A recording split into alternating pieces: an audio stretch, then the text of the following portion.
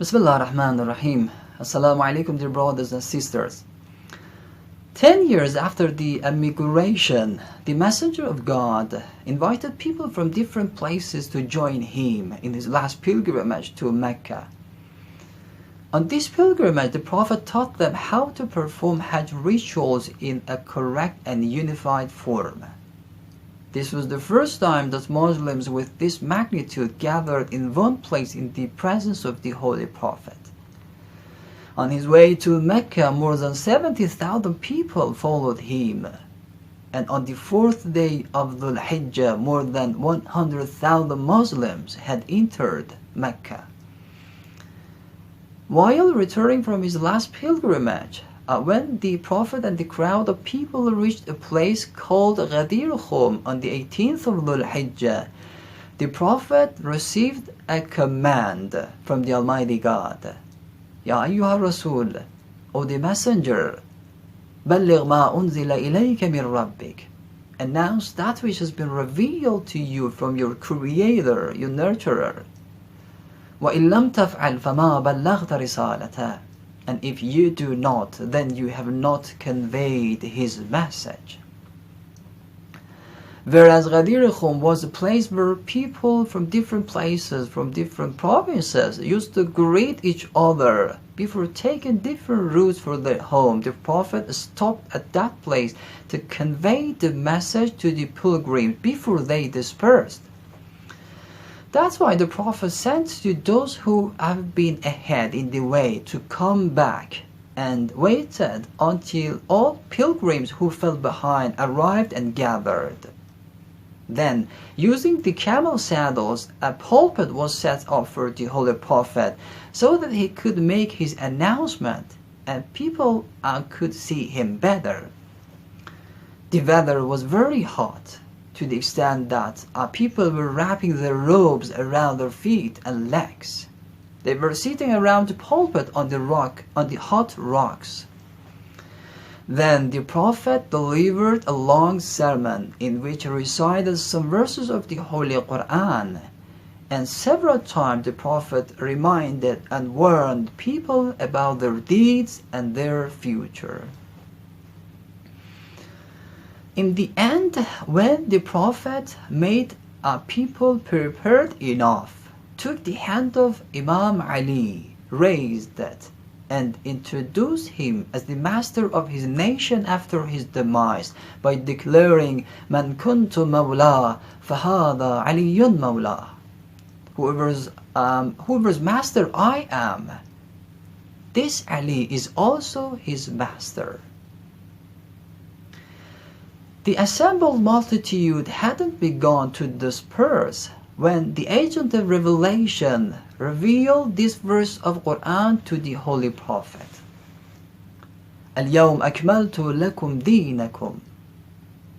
This day I have perfected for you your religion.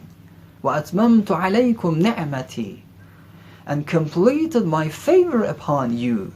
وَرَضِيتُ لَكُمُ الْإِسْلَامَ دِينًا, and have approved for you Islam as religion. Then people came to Imam Ali alayhi salatu wasalam in groups and congratulated him on his appointment as a leader, addressing him as their master and the master of every believer.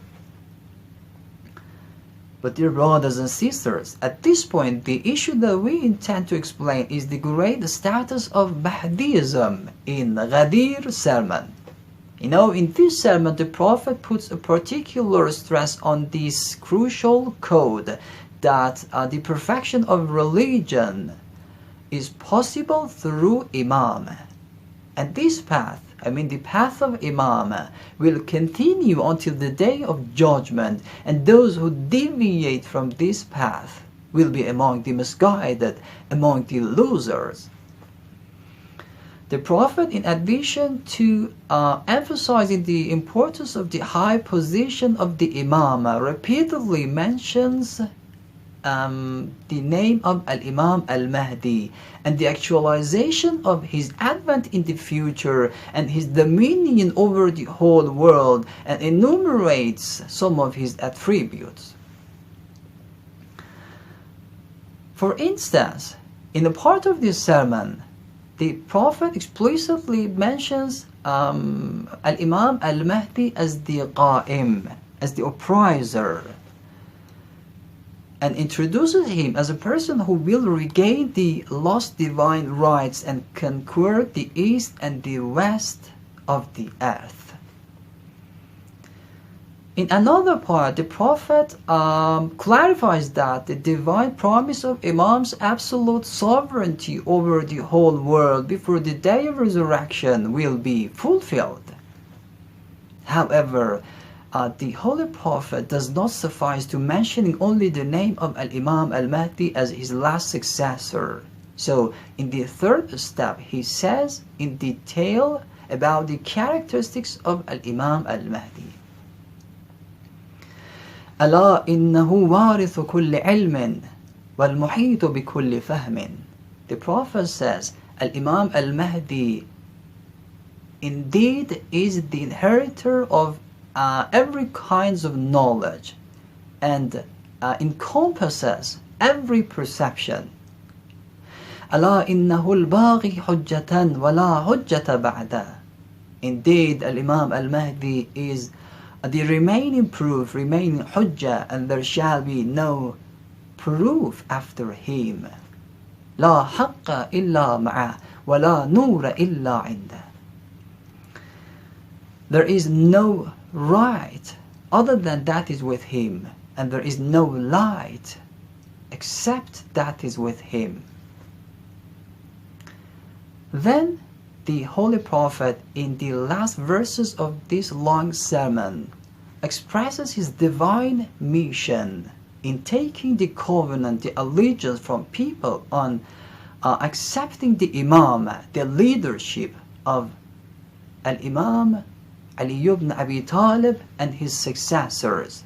Then the Prophet names in particular Al-Imam Al-Mahdi as his last successor, as the last Imam. You see, dear brothers and sisters, this is the great status of Imam. This is the high position of Mahdism in the sight of the Holy Prophet, the Messenger of God. In reality, in the sight of God, the Almighty. You can read this sermon and study more about it to get more acquainted with this vital issue, with this crucial code, the path which is going to continue until the day of resurrection. May the Almighty God hasten the reappearance of our dear Imam, and may all of us be bestowed with our dear Imam's one look of favor. Wassalamu alaikum wa rahmatullah wa barakatuh.